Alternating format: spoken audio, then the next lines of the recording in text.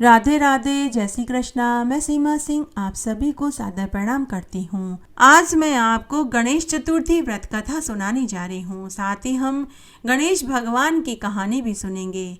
अगर आप हर महीने की चौथ का व्रत करते हैं तो आपको व्रत के साथ में कथा भी सुननी चाहिए और पूजन भी करना चाहिए, तभी व्रत का संपूर्ण फल मिलता है। आइए सबसे पहले हम गणेश चतुर्थी की कहानी सुनेंगे और बाद में गणेश जी की कथा सुनेंगे। एक बार बहुत छोटा सा गांव था। उस गांव में एक साहूकार दंपति अपने 5 बेटा बहुओं और एक बेटी के साथ रहते थे। सभी बच्चों का विवाह हो चुका था। 5वीं छोटे बेटे की बहू हर महीने की चौथ का व्रत करती थी। जब विवाह के बाद चौथ का व्रत आया तो छोटे 5वें बेटे की बहू ने अपने सास ससुर से कहा कि माँ बाबूजी, कल चौथ का गणेश जी का व्रत है। मैं विवाह से पहले मायके में भी गणेश चतुर्थी का व्रत और पूजन करती थी। अगर आपकी अनुमति हो तो मैं कल चौथ का व्रत कर लूं। तो उसके सास ससुर ने मना कर दिया कि बहू, तुम्हारे पीहर के रीति रिवाज यहाँ नहीं चलेंगे, तुम्हें ससुराल के रीति रिवाज ही मानने पड़ेंगे। सास ससुर ने मना कर दिया तो चौथी 5वीं बहू दुखी हो गई और खुद के कमरे में आ गई। उसके पति ने उसकी उदासी का कारण पूछा तो पति ने कहा कि तुम चुपके चुपके व्रत और पूजा कर लो, माँ बाबूजी और घर में किसी को कुछ मत कहो। ऐसा सुनते ही 5वीं बहू खुश हो गई। उसने खुद के कमरे में गणेश चौथ की पूजा करी और खुद के कमरे की खिड़की में से ही चंद्रमा के दर्शन करके अर्घ्य दे दिया और एक समय भोजन खाकर व्रत खोल लिया। घर में किसी को पता भी नहीं चला। उसके 10-15 दिन बाद ही उसका पति परदेश कमाने चला गया। उसके जाने के बाद घर के सभी रिश्तेदारों का बर्ताव 5वीं बहू के साथ दोगला हो गया। कोई भी उसके साथ अच्छा बर्ताव नहीं करता था। नहीं सास ससुर और नहीं जेठ जेठानी करते थे। सब उसी से घर का सारा काम करवाने लगे। 5वीं बहू सबका काम करती रही। उसने किसी से भी कोई शिकायत नहीं करी। उसके बाद जब वापस चौथ का व्रत आया तो उसने व्रत रखा, पूजा करी तो उसकी देवरानी जिठानी ने देख लिया और उन्होंने सास ससुर से इसकी शिकायत कर दी। साहूकार दंपति 5वीं बहू से बोले कि अगर इस घर में रहना है तो तुम्हें यह व्रत तोड़ना होगा। 5वीं बहू बोली कि माँ बाबूजी, इस व्रत को करने में कोई किसी का नुकसान नहीं होगा, लेकिन उसने मना कर दिया। तब बड़ी जिठानियों ने उसे घर से निकाल दिया। 5वीं बहू भूखी प्यासी पूरे गांव में इधर उधर भटकती रही। अंत में गांव के पनघट पर जाकर बैठ गई और रोने लगी। गांव की औरतों ने उससे रोने का कारण पूछा तो उसने पूरी बात बताई। तब उन औरतों में से कुछ औरतों ने कहा कि बहू, जैसे तेरे ससुराल वाले कहते हैं तू वैसा ही कर ले। तो किसी ने उस बहू का साथ दिया, लेकिन मदद किसी ने भी नहीं करी। इस तरह सुबह से दोपहर और दोपहर से शाम हो गई। तभी वहां गांव का एक खुमार दंपति पहाड़ी से मिट्टी गधे पर लाद कर आ रहे थे। तब उन्होंने साहूकार के बेटे की बहू को पनघट पर बैठे और रोते हुए देखा तो उसके रोने का कारण पूछा तो 5वीं बहू ने उन्हें भी पूरी सच्चाई बताई। तब कुमारन बोली कि बेटी, तुम अपने मायके क्यों नहीं चली जाती? तो बहू बोली कि मेरा तो मायके में कोई नहीं, दूर के रिश्ते के एक मामा मामी हैं, लेकिन वो मुझे नहीं रखेंगे। तब कुमार दंपति उससे बोले कि बेटी, तुम्हारा यहाँ रहना भी ठीक नहीं। रात को चोर, लुटेरे, डाकू, जंगली जीव जानवर यहाँ आते हैं। बेटी, हम बहुत गरीब हैं। क्या तुम हमारे साथ हमारे घर पर हमारी बेटी बनकर रहना चाहोगी? लेकिन जो भी रूखा सूखा हम खाते हैं तुम्हें वही खाना होगा। ऐसा सुनते ही 5वीं बहू कुमारन के गले से लग गई और रोने लगी। कुमार दंपति 5वीं बहू को लेकर घर आ गए। इस तरह 5वीं बहू गांव में ही कुमार के घर रहने लगी। पांचवी बहू के पग फेरे जैसे ही कुमार के घर पर पड़े, उनके वारे न्यारे हो गए। गणेश जी के साथ माता लक्ष्मी की कृपा उनके घर पर बरसने लगी। पांचवी बहू अब हर महीने की गणेश चौथ का व्रत और पूजा करने लगी। कुछ ही दिनों में कुमार दंपति बहुत अमीर हो गए। उधर पांचवी बहू के ससुराल में गणेश चौथ के व्रत का अनादर करने के कारण उनके घर से लक्ष्मी जी भी रुष्ट हो गई। अन्न धन की कमी हो गई। घर में जो धन था चोर चुरा कर के ले गए।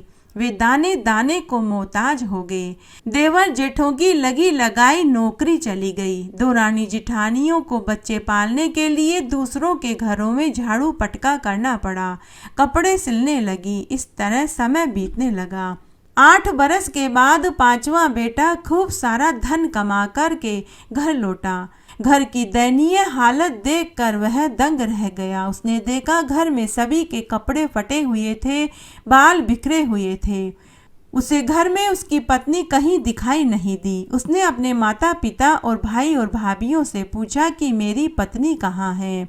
वह घर में कहीं दिखाई नहीं दे रही। तब सभी झूठ बोलने लगे कि तेरे जाने के बाद तेरी पत्नी घर का कोई कामकाज नहीं करती थी, सारे दिन खाती और कमरे में पड़ी रहती थी। जब हम उससे कोई काम करने को कहते तो वह हमसे लड़ाई करती थी। एक दिन वह स्वयं ही घर छोड़कर चली गई। लेकिन पांचवें बेटे को उनकी बात पर भरोसा नहीं हुआ। तब उसने कहा कि मैं उसे ढूंढने जा रहा हूँ। जब तक वह मुझे नहीं मिलेगी मैं वापस घर नहीं आऊँगा। तो उसकी बड़ी भाभीियों ने देवर से कहा कि देवर जी, अब तो बहुत बरस हो गए हैं, अब तक तो वह कहीं मर खप गई होगी। लेकिन पांचवा बेटा घर से अपनी पत्नी की खोज के लिए निकल पड़ा। वह पूरे गांव भर में सबसे पूछता रहा। तब औरतों ने उसे पूरी सच्चाई बताई कि बेटा तेरे घर वालों ने उसे घर से निकाल दिया था क्योंकि वह गणेश चौथ का व्रत करना चाहती थी। तब साहूकार के बेटे ने पूछा कि ताई, क्या आप बता सकती हैं मेरी पत्नी अभी कहाँ होगी। तो गांव की औरतों ने कहा कि बेटा वह तो इसी गांव में कुमार के घर उनकी बेटी बनकर रह रही है। सारी बात सुनने के बाद साहूकार का पांचवा बेटा वापस अपने घर गया और अपने घर वालों को झूठ बोलने पर डांटने लगा। उसने अपने माता पिता और बड़े भाई और भाभीियों से कहा कि आपने गलती करी है, इसलिए आप सब मेरे साथ कुमार के घर चलिए। मेरी पत्नी वहीं पर उनकी बेटी बनकर रह रही है। आप मेरी पत्नी से अपनी गलती की माफ़ी मांगिए, नहीं तो मैं कभी भी इस घर में नहीं आऊँगा। मैं हमेशा हमेशा के लिए गांव छोड़कर चला जाऊँगा। तब उन सब ने हामी भरी। वे सब कुमार के घर पहुँचे। उन सब ने पांचवी बहू से अपनी गलती की क्षमा मांगी। तब पांचवी बहू बोली कि मैं एक शर्त पर ही वापस चलूँगी कि मैं हर महीने गणेश चौथ का व्रत और पूजन करूँगी। तब साहूकार दंपति बोले कि बहू, तुम्हारे साथ अब हम सब भी गणेश चौथ का व्रत करेंगे, क्योंकि गणेश चौथ के व्रत का अपमान करने से हम उसकी सजा भोग रहे हैं। बड़े ही दुखी मन से कुमार दंपति ने अपनी गोद ली हुई बेटी को उनके साथ विदा कर दिया। कुमार दंपति ने खूब सारा धन दौलत अन्न वस्त्र रुपया देकर विदा किया। जब गणेश चतुर्थी का दिन आया तो साहूकार दंपति और सभी जेठ जिठानियों ने पांचवी बहू के साथ गणेश चौथ का व्रत और पूजन किया। उस व्रत के करने से उनका घर अन्न धन के भंडार से भर गया। वे सब इस जीवन के समस्त सुखों को भोग कर मरने के बाद स्वर्ग के अधिकारी हुए। आइए अब हम गणेश जी की कथा सुनते हैं। गणेश जी की कहानी। एक बार एक बहुत छोटा सा गांव था। उस गांव में एक विधवा बुढ़िया माई अपने बेटा बहू और 2 पोते पोतियों के साथ रहती थी। बुढ़िया माई गणेश भगवान की परम भक्त थी। वह रोज सुबह जल्दी उठकर स्नान करती, भगवान गणेश जी की पूजा पाठ करती, घंटों गणेश जी के नाम का जाप करती। यह उसकी बहू को पसंद नहीं आता था। बुढ़िया का बेटा जब काम पर चला जाता तो उसकी बहू अपनी सास से ताने देती और कहती कि क्या रोज गणेश जी क्या करते हो, अपने पोते पोतियों को क्यों नहीं संभालते। अगर आप अपने पोते पोतियों को संभाल लो तो मैं घर का कामकाज ठीक से कर पाऊँ। मुझे आपका ये रोज रोज पूजा पाठ करना पसंद नहीं आता। रोज रोज घर में कलेश होने लगा। बुढ़िया माई दुखी हो गई। तब एक दिन बुढ़िया माई ने अपने मन की बात अपनी एक सहेली को बताई तो उसकी सहेली बोली कि अरे बहन, यह तो घर घर की कहानी है। हर घर में गार का ही चूल्हा होता है। मेरी मान तू तो रोटी पानी लेकर गांव के गणेश मंदिर में चली जाया कर और वहां बैठकर पूजा पाठ किया कर। वहीं दोपहर में भोजन कर लिया कर, वहीं चबूतरे पर आराम कर लिया कर और संध्या को घर आ जाया कर। और बहू से कह दिया कर कि गांव में कीर्तन चल रहा है, मैं कीर्तन में जा रही हूँ। बुढ़िया माई को अपनी सहेली का सुझाव अच्छा लगा। वह खुशी खुशी घर आई और तब आकर उसने अपने बेटा बहू से कहा, कल से गांव में सत्संग शुरू हो रहा है, मैं भी सत्संग सुनने जाऊंगी। अपना भोजन वहीं ले जाऊंगी और वहीं खा लूंगी और शाम को ही घर आऊंगी। तब बेटा अपनी माँ से बोला कि माँ ठीक है, चली जाना। उस समय बहू कुछ नहीं बोल पाई। अब बुढ़िया माई रोज सुबह नहा धोकर गांव के गणेश जी के मंदिर में चली जाती और शांति से पूजा पाठ करती। वहीं चबूतरे पर बैठकर रोटी खा लेती, दोपहर में वहीं सो जाती और शाम को घर आ जाती। पीछे से बहू अपने माता पिता और भाई बहनों को बुलाने लगी। उनके लिए बढ़िया बढ़िया हलवा पूड़ी खीर पकौड़ी बनाने लगी। शाम होने से पहले बहू के पीहर वाले घर चले जाते। गुस्से से भरी बहू अपनी सास को ठंडी बासी रोटी कपड़े में बांधकर पकड़ाने लगी। इस तरह बुढ़िया माई रोज गणेश जी के मंदिर में आकर पूजा करने लगी। बुढ़िया माई जब भी पूजा करती तो गणेश भगवान से कहती कि हे गणेश भगवान, मेरी बहू को सद्बुद्धि देना, मेरा बेटा और पोते खूब तरक्की उन्नति करे, मेरा घर हमेशा धन धान्य से भरा रहे, मेरे घर में कभी कोई विपत्ति न आवे। तब गणेश भगवान ने सोचा कि यह मेरी भक्त रोज ठंडी बासी रोटी खाती है और उधर इसकी बहू रोज अलग अलग व्यंजन बना बना कर के खाती है, खुद भी खाती है और अपने मायके वालों को भी खिलाती है। इसकी बहू बड़ी ही चालाक है, लेकिन यह फिर भी अपने बेटा बहू के लिए ही दुआएं मांगती है। इसकी बहू को तो चटका दिखाना ही पड़ेगा। तब एक दिन गणेश भगवान ने एक उपाय बनाया। बहू जो भी खाना बनाती, सास की बासी रोटी से वे बदलने लगे। इधर सास अब रोज नए नए व्यंजन खाने लगी और उधर बहू को बासी रोटी मिलने लगी। तब एक दिन बहू के मायके वाले आए और बोले कि तू हमें रोज बासी रोटी खाने के लिए बुलाती है, हम तेरे घर नहीं आएंगे। बहू अपने मायके वालों को सफाई देने लगी कि मैंने तो सुबह खीर पूड़ी बनाई थी, पता नहीं बासी रोटी में कैसे बदल गई। लेकिन उसके मायके वाले नाराज होकर चले गए। उस दिन बहू को बासी रोटी ही खानी पड़ी। अगले दिन सास के जाने के बाद बहू ने दाल बाटी चूरमा बनाया और अपने मायके वालों को बुलाया। जैसे ही वे सब खाने बैठे तो दाल बाटी चूरमे की जगह बासी रोटी मिली। बहू के आश्चर्य का ठिकाना नहीं रहा। उसके मायके वाले फिर नाराज होकर बोले कि तू झूठ बोलती है, तूने कोई दाल बाटी चूरमा नहीं बनाया, तू हमें भिखारी समझती है जो हमें बासी रोटी खाने के लिए बुलाती है। उधर सास जब खाने के लिए बैठी तो उसे रोटी की पोटली में दाल बाटी चूरमा मिला। सास को समझ में ही नहीं आ रहा था कि कैसे आजकल बहू नए नए व्यंजन खाने को देती है। सास ने समझा कि मैं रोज कीर्तन का नाम लेकर घर से आ जाती हूँ, इसीलिए शायद बहू खुश रहती है। तब बुढ़िया माई ने सोचा कि चलो कोई बात नहीं, रोज रोज घर में जो क्लेश होता था वो भी शांत हो गया और बहू भी खुश है, मुझे भी गणेश जी की पूजा करने का पूरा समय मिल जाता है।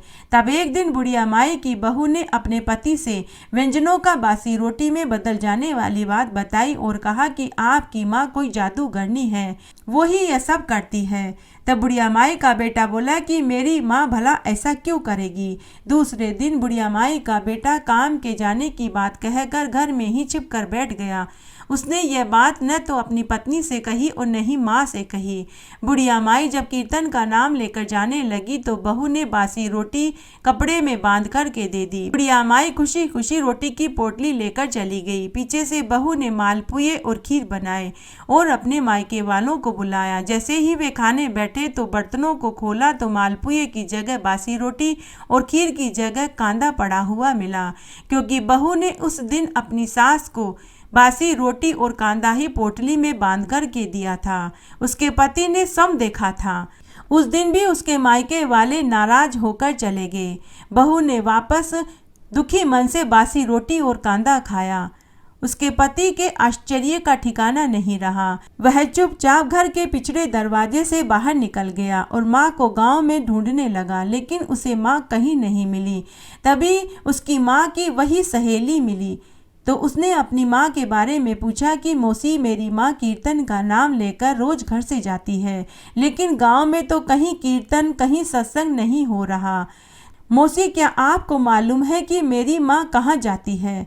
तब उसने पूरी सच्चाई बताई। तब बुढ़िया का बेटा गणेश जी के मंदिर में पहुंचा। तब उसकी माँ खाने की पोटली को खोलकर खाना खा रही थी तो उसमें मालपुए और खीर निकले, जबकि उसके बेटे ने खुद छिप कर देखा था कि उसकी पत्नी ने बासी रोटी और कांदा पोटली में बांध कर के दिया था। अब तो उसके बेटे का भी माथा ठनका। वह सोचने लगा कि मेरी पत्नी सच ही कहती है कि मेरी माँ जादूगरनी है, वही बासी रोटी और कांदे को मालपुए और खीर में बदल लेती है। उसी ने बासी रोटी और कांदे को खीर और मालपुए में बदला है। तब ऊपर कैलाश पर बैठे गणेश भगवान ने सोचा कि बेटा अपनी ही माँ को गलत समझ रहा है। गणेश भगवान तभी बुढ़िया माई के सामने प्रकट हो गए। बुढ़िया माई भगवान को देखकर उनके चरणों में गिर पड़ी। पेड़ के पीछे खड़ा बुढ़िया का बेटा यह सब कुछ देख रहा था। तब गणेश भगवान ने कहा कि बुढ़िया माई, मैं तेरी पूजा से प्रसन्न हूँ, तू अपने लिए कोई वरदान मांग ले। तब बुढ़िया माई बोली कि हे भगवान, मुझे आपके दर्शन हो गए, मुझे कुछ नहीं चाहिए। अगर आप देना चाहते हैं तो मेरी बहू को सद्बुद्धि दीजिए, मेरा बेटा पोते खूब तरक्की उन्नति करे, मेरा घर धन धान्य से भर दीजिए, बस यही आशीर्वाद दीजिए। तब गणेश भगवान बोले कि अरे बुढ़िया माई, तूने अपने लिए कुछ नहीं मांगा तो भी अपने बेटा बहू और पोते पोतियों के लिए मांगा। ऐसी बहू जो रोज तुझे बासी रोटी खाने को देती है और तेरे पीछे से बढ़िया बढ़िया माल बना करके अपने मायके वालों को खिलाती है, और तेरे बेटा बहू तुझे जादूगरनी समझते हैं, जबकि तेरी बहू के बनाए हुए व्यंजनों को मैं ही तेरी बासी रोटी से बदल देता हूँ। बुढ़िया माई बोली कि नहीं गणेश भगवान, आप मेरी बहू के बारे में कुछ भी कहें, लेकिन मेरा बेटा ऐसा नहीं है। वो मेरी बहुत इज्जत करता है, मेरा बहुत ध्यान रखता है। तब गणेश भगवान बोले कि अच्छा ऐसा है तो तू पीछे मुड़ कर देख, पेड़ के पीछे खड़ा तेरा बेटा हमारी बातें सुन रहा है। बुढ़िया माई ने पीछे मुड़कर देखा तो उसका बेटा पेड़ के पीछे नजरें नीचे करके खड़ा था। वह भाग कर आया और गणेश भगवान के चरणों में गिरकर माफ़ी मांगने लगा। तब भगवान गणेश ने कहा कि अरे मूर्ख, माफ़ी मांगनी है तो अपनी देवी स्वरूपा माँ से मांग, जिसे तू जादूगरनी समझता है। पापन तो तेरी पत्नी है जो अपने देवी जैसी माँ को बासी रोटी और कांदा खाने को देती है। बुढ़िया का बेटा अपनी माँ के चरणों को पकड़ लेता है। भगवान गणेश आशीर्वाद देकर अंतर्ध्यान हो गए। बेटा अपनी माँ को लेकर घर आया और अपनी पत्नी की खूब पिटाई करने लगा, लेकिन उसकी माँ ने रोक दिया। अब बुढ़िया की बहू को भी पूरी बात समझ में आ गई। अब बेटा बहू भी अपनी माँ के साथ गणेश जी की पूजा करने लगे और व्रत करने लगे। हे गणेश जी भगवान, जैसे आपने बुढ़िया की बहू को सद्बुद्धि दी और बुढ़िया का घर धन धान्य से भर दिया, वैसे सबका भरना, कहानी कहने वाले का, सुनने वाले का और हुक्कारा भरने वाले का। घटती हो तो पूरी हो तो परवान चढ़े, भूले बिसरे नाम तेरे भंडार में भरे। इस तरह आज हमने चतुर्थी के दिन गणेश चौथ की कहानी और साथ ही विनायक जी की कहानी सुनी। आशा करती हूँ यह आपको जरूर पसंद आएगी। मेरे साथ बने रहने के लिए आपका धन्यवाद। आगे आने वाली कथा कहानी के लिए भी आप इसी तरह मेरे साथ बने रहें। धन्यवाद।